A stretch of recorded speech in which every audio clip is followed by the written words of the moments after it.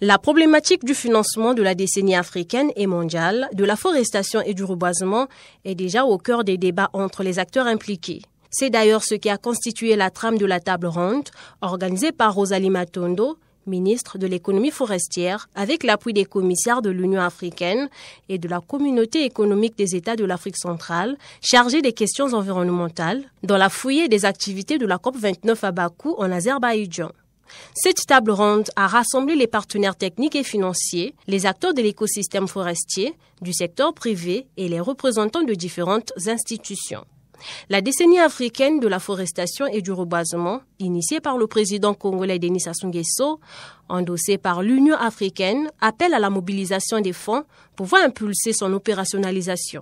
Rosalie Matondo est donc à Bakou pour fédérer les partenaires autour de ce grand projet qui, sans nul doute, contribuera à l'atténuation des changements climatiques et à la croissance de la superficie forestière. Cette table ronde à laquelle ont pris part les partenaires techniques et financiers, notamment la Banque africaine de développement, la France, le Malawi, WCS, la Société nationale des pétroles du Congo, le secteur privé et l'UNESCO, toutes les questions ont été passées au crible en vue de donner une impulsion à cet ambitieux projet.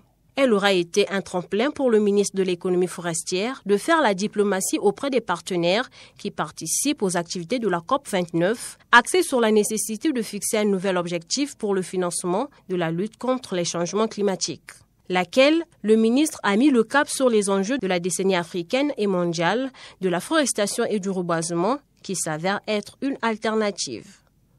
La décennie mondiale de la forestation et du reboisement doit nous permettre de réparer les écosystèmes dégradés, restaurer les terres épuisées et lutter contre les érosions des sols et de la biodiversité.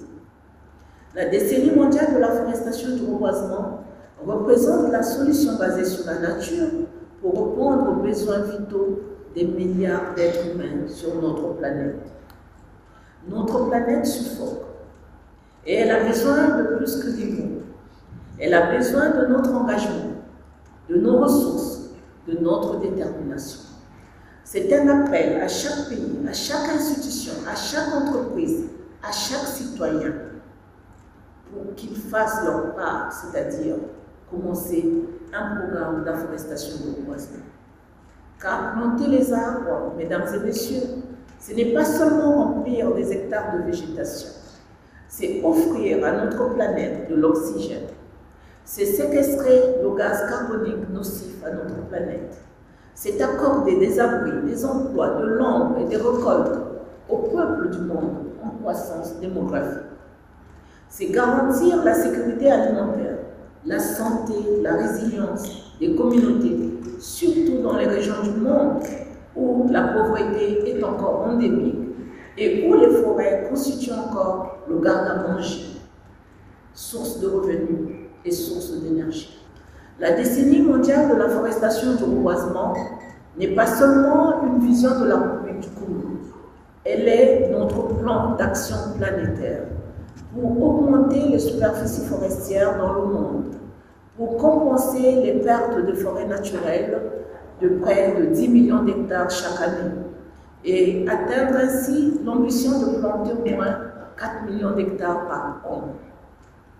Je suis venue à cette COP destinée au financement de l'action climatique pour vous dire que finançons la solution, finançons l'action. L'heure est venue de passer des promesses aux actes. Que la décennie mondiale de la forestation et du reboisement devienne le projet phare de notre engagement commun pour un avenir durable.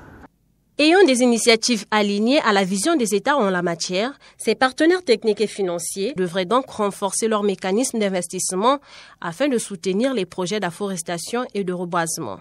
Aujourd'hui, c'est plus d'un demi-milliard de dollars qui sont déjà positionnés sur des opérations de puits de carbone et de préservation des forêts avec des financements privés. Nous opérons différents projets, nous intervenons en partenariat technique auprès de la SNPC. Nous sommes également dans une position proche, équivalente pour le compte du groupe Total Énergie, avec un projet de 40 000 hectares. Nous avons aussi un partenariat avec la banque privée Odo BHF. Fort de cette expérience, et ils en ont fait l'annonce, et donc je peux l'indiquer aujourd'hui, ils sont actuellement en train de monter un fonds d'investissement de 200 millions d'euros pour se développer, poursuivre ce type de projet. Le premier projet qui a été monté au Congo a été monté en cofinancement entre Odo et le groupe que je représente, donc FRN. C'est une vision partagée, puisqu'ils sont des spécialistes de la forêt, de la gestion de la forêt, et ils ont cette vision à long terme, et on ne peut que saluer le Congo dans sa démarche, cette volonté de voir la décennie de la forestation et du reboisement, parce que ça va dans le sens des acteurs de terrain qui maîtrisent, qui connaissent ce qu'est une forêt, ce qu'elle peut devenir si on s'en occupe bien. Et comme le disait la ministre, il faut penser à l'économie que cela apporte à moyen long terme, puisque l'objectif de tout ça, effectivement, est de pouvoir amener l'économie, avoir un impact important sur les emplois qui peuvent être créés, l'industrialisation qui se fait en bout de chaîne et qui, on le sait, les pays africains ont besoin d'économie, d'emploi et d'emploi durable. La démarche de financement de la décennie africaine et mondiale de la forestation et du reboisement, enclenchée ici à Bakou en Azerbaïdjan, en marge de la 29e conférence internationale des partis sur le climat, se poursuivra auprès d'autres partenaires, a signifié Rosalie Matondo.